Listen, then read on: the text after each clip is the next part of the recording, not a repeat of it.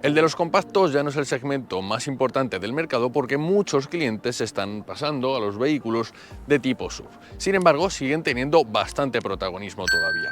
Hoy nos ponemos al volante del actualizado Ford Focus. ¿Seguirá siendo una de las referencias del segmento C? Vamos a comprobarlo a lo largo de este vídeo y, como siempre, destacaremos tanto los puntos positivos como los mejorables. ¡Comenzamos! En 2022 el Focus recibió una actualización de mitad de ciclo de vida, es decir, un restyling de la cuarta generación que fue lanzada en 2018. Los cambios no son enormes, pero modifican ligeramente el exterior y parte del habitáculo.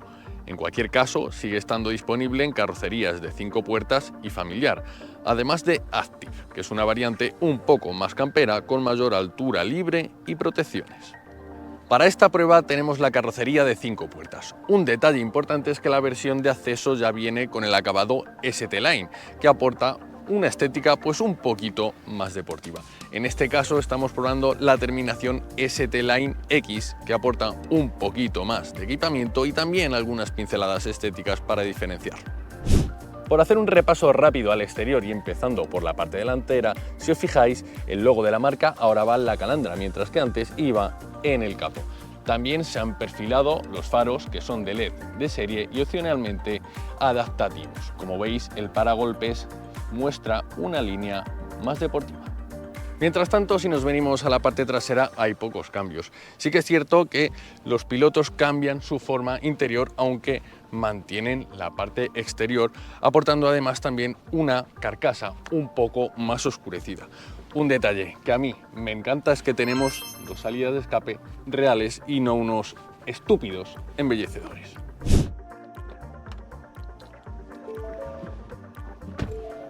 Cuando nos subimos al interior de este Ford Focus en su versión restyling, lo primero que llama nuestra atención sin duda alguna es la pantalla multimedia. Da un salto enorme respecto a la anterior.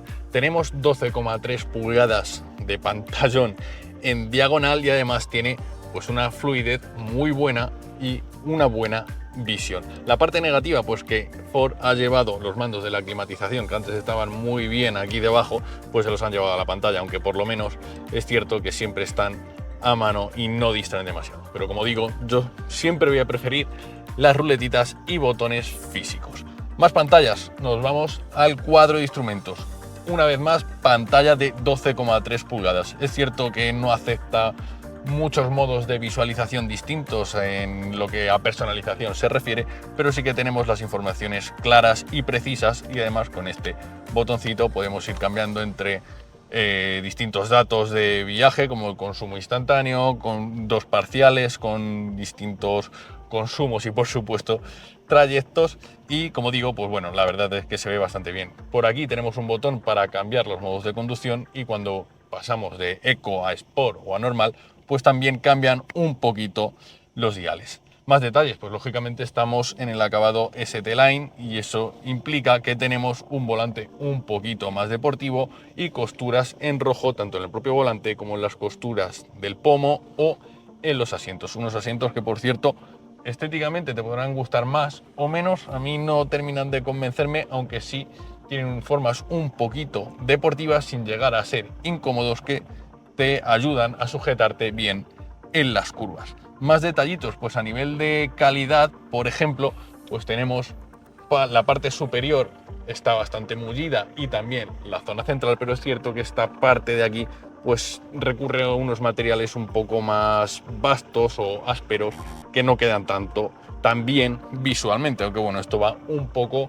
en los gustos. Importante, pues tenemos reposabrazos mullidos, que eso para mí sí que es muy importante para ir más cómodos, y luego pues bajo este cofre que podemos ajustar, a ver si soy capaz. Longitudinalmente tenemos un cofre, por aquí tenemos otro con dos portabotellas y en esta zona un par de tomas USB, toma de 12 voltios, además de superficie de carga inalámbrica. No os lo había dicho, por aquí tenemos techo panorámico, es extra, es un opcional, y además un portagafas, que a mí es un detalle que siempre me encanta para tenerlas a mano.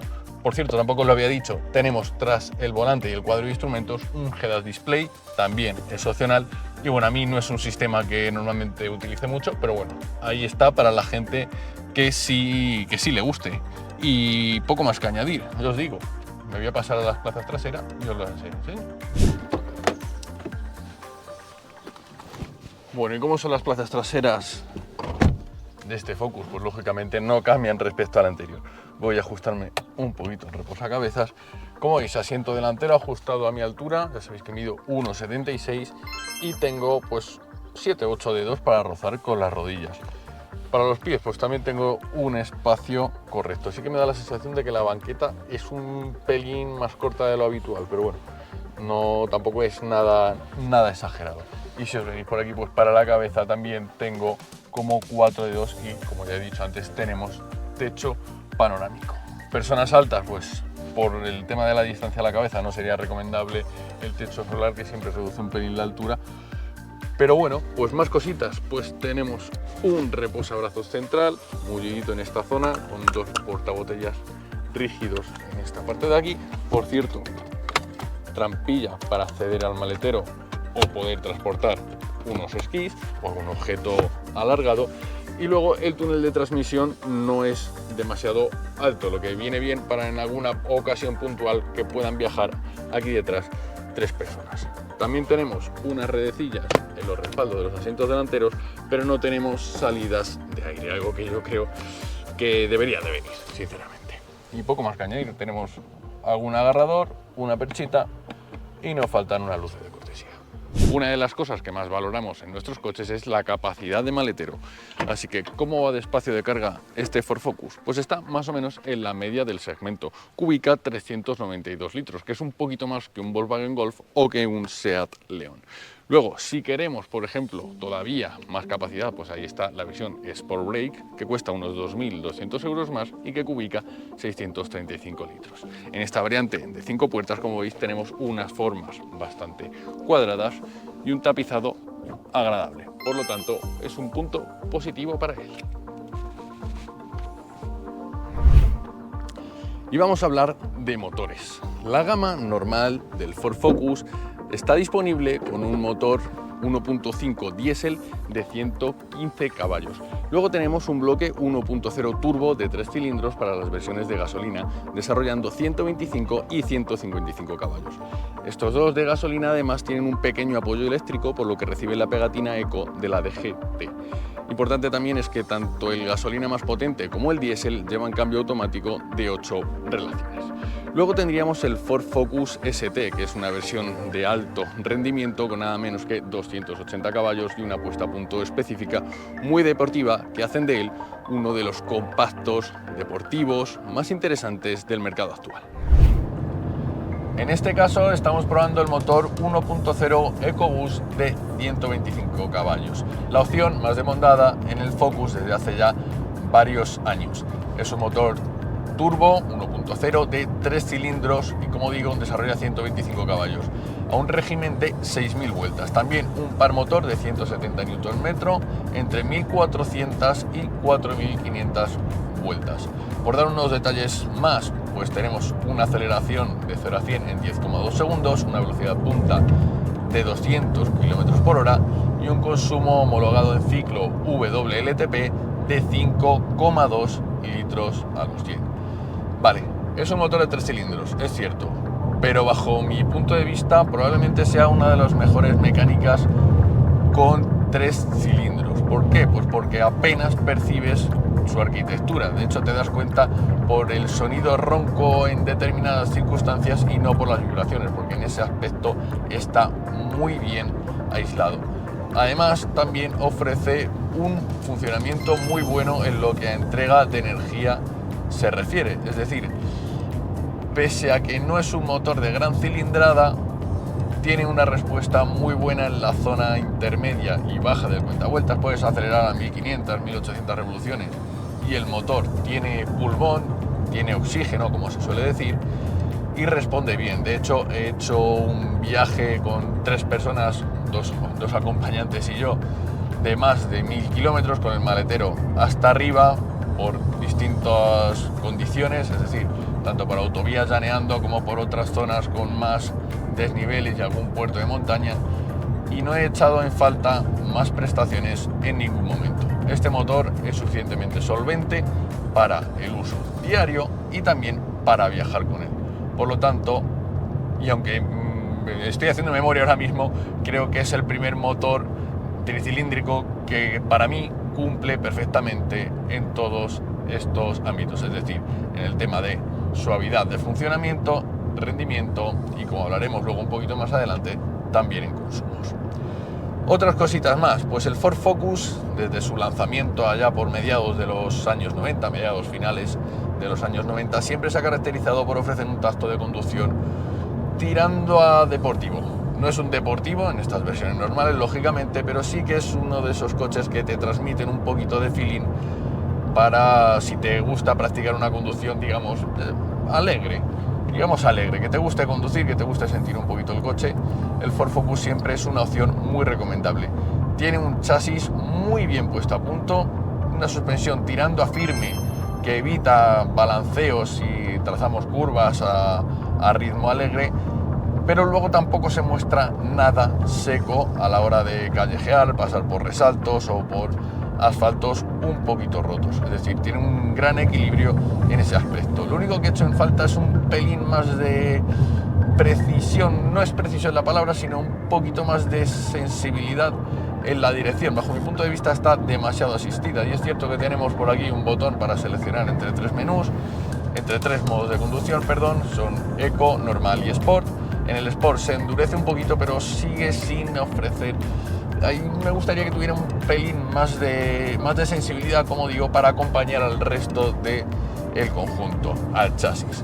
Pero bueno, tampoco se le puede pedir mucho, porque al final no olvidemos que es un coche generalista y bueno, lo compran personas de todo tipo y no solo aquellas a las que les gusta mucho conducir. Más detallitos, pues en otro aspecto en el que podría estar un pelín más conseguido es en el aislamiento acústico por aerodinámica y por rodadura. No sé si lo estaréis percibiendo ahora mismo, pero sí que es cierto que se deja notar ciertos ruidos del exterior en el habitáculo cuando circulamos a una velocidad, bueno, ya os digo, elevada, sino a ritmo de carretera. Ojo, no es nada descabellado, y cuando pones la música o si vas hablando con un acompañante pasa totalmente desapercibido. De hecho, te percatas de ello solo como ahora que voy yo solo en el coche y con el equipo de audio totalmente apagado. Como digo, bueno, no es nada del otro mundo, pero podría estar un pelín mejor conseguido. Repito, a mí lo que más me gusta de este coche es su tacto de conducción, que creo que no tiene nada que envidiar a coches como un Mazda 3 o incluso un BMW Serie 1, que para mí son las referencias en este aspecto. Bueno, y vamos a hablar ya de los consumos, algo que cada vez es más importante, y no porque los coches cada vez gasten más, que no, que cada vez gastan menos, sino porque el precio del combustible vuelve a estar a máximos prácticamente históricos. Ya se vuelve a acercar la gasolina de 95 a los 2 euros el litro, lo que es una pena para todos. Tanto conduzcas un coche diésel, de gasolina, un eléctrico o todo, porque significa que todos los precios de todo se disparan. Pero bueno, dejando todo eso a un lado, durante esta prueba, como decía, he podido hacer un viaje largo con 3 personas, el maletero hasta arriba, saliendo del centro de la península para subir a la costa asturiana y regresar de nuevo al punto de partida, es decir, unos 1.200-1.250 kilómetros en total.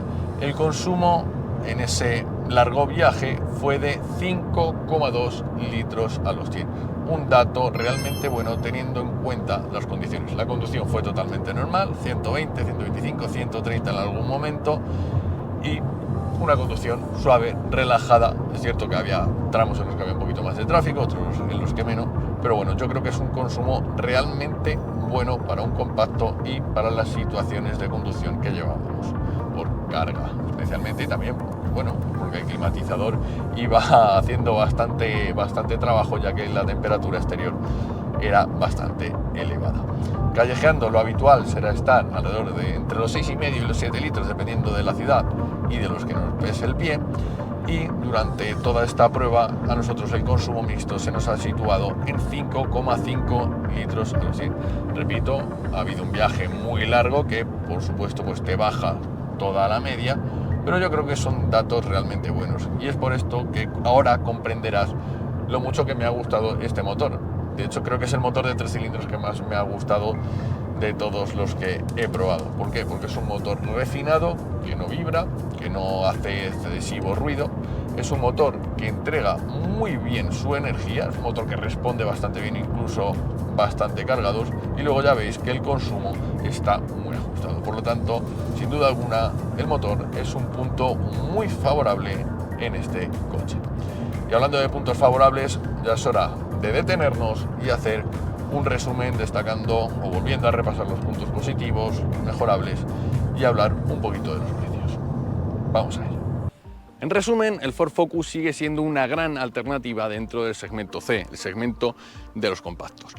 La estética te podrá gustar un poco más o un poco menos, pero si yo me tuviera que quedar con 3 puntos fuertes, principalmente serían el tacto y placer de conducción que otorga este coche sin ser ninguna variante deportiva, el funcionamiento y los consumos de este motor, repito, 1.0 de 3 cilindros, así como la habitabilidad, tanto interior como la capacidad del maletero.